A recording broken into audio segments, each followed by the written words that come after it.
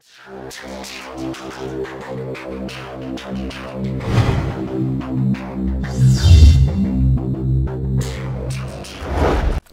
vás pri ukážke číslo 2, kde si ukážeme ďalšiu hru, ktorú môžete hrávať so svojimi priateľmi cez svoj webový prehliadač. Stránka sa nazýva isketch.net, ako vidíte, už to mám predvolené. Dáme Enter, Play Now. Na to, aby ste to hrali, potrebujete mať Shockflower plugin.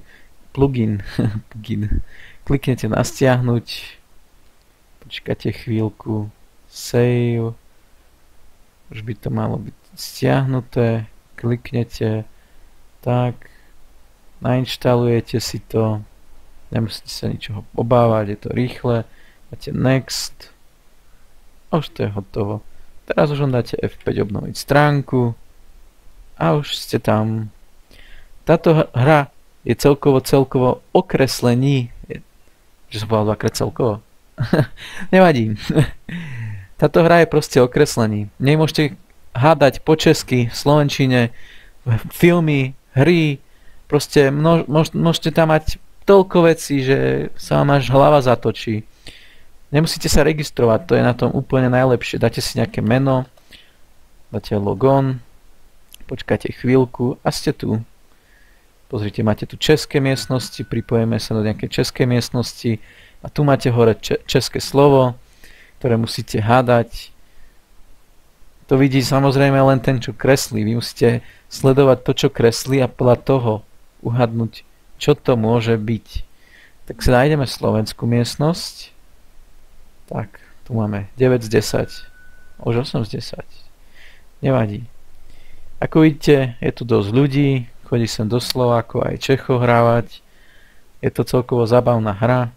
Až na to, že nevieme, čo zatiaľ kreslí, keďže nevidíme. Napíšeme, nech tam dá hint, nápovedu. Je tam asi nejaká ovca, alebo čo to je. Vidno, že ľudia hádajú zvieratá, ovca.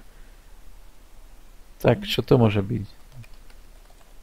Dobytok to nie je. Kráva to nie je. Ani cirkus. Proste niečo to je, ale ja zatiaľ neviem čo. Ako vidím, to by bolo nadlho. Keď sa napojíte už počas kreslenia, nevidíte všetko, čo ten dotyčný nakreslil. Ukážem vám, ako sa vytvára miestnosť. Ako vidíte, máte tu toho naozaj, ale že naozaj veľa. Francúzština, germančina, taliansky a podobne. Sci-fi, švédština, turk, bla bla bla. Tak my si nájdeme slovenčinu. Slovák. Na room miestnosti dáme napríklad Trnko. Description nič. Player limit si dáme 0. To znamená, že koľko hráčov. Tu si dáme na kôl. Koľko kôl? Dáme 15 kôl. A create. A hotovo. Máme vytvorenú miestnosť. Keď sa niekto napojí, môžeme kresliť. Proste je to celkovo jednoduchá hra naozaj. Dúfam, že vám ešte ukážem to kreslenie, keď sa mi to podarí. Tak sa skúsime napojiť do nejakej českej. To je jedno, či budem českej alebo slovenskej. Ovládam jedno aj druhé. Samopal.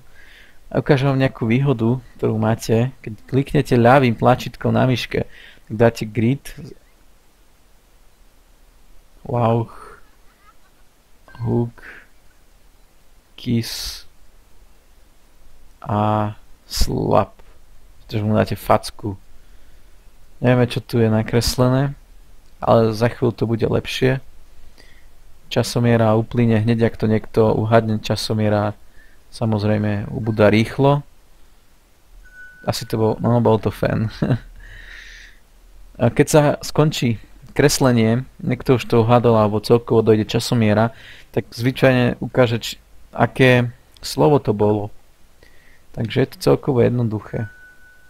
Snáď sa dostane to kreslenie na mňa, nech vám ukážem, ako to vyzerá, keď sa kreslí. Ale myslím si, že už toto kolo asi nie je, keďže to je 9 z 10. Za chvíľu je koniec. No ale ako celkovo tú hru asi pochopíte.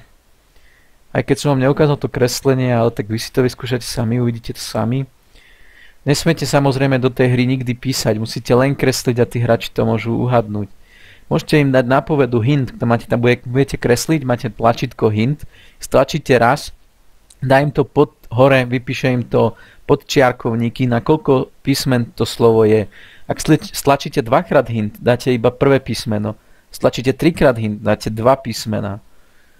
Proste už potom nemôžete dávať hint. Keď dáte skip, to znamená, ak neviete, aké to slovo je, čo máte robiť, dáte skip a proste kreslí niekto iný. Ak máte kresliť a rozmýšľate, ako to nakresliť, tak vám odporúčam rýchlo si urobiť nejakú čiarku, bodku proste do toho pola, kde máte kresliť, pretože keď dlhšie nič nerobíte, tak vám dá evej, akože to nie ste a prehodí to kreslenie niekomu inému. Dobre, tak to je všetko od mojej ukážky číslo 2. Teším sa na ďalšiu ukážku číslo 3, ktorú vám ukážem čoskoro a uvidíme sa ďalšieho videa. Ahoj.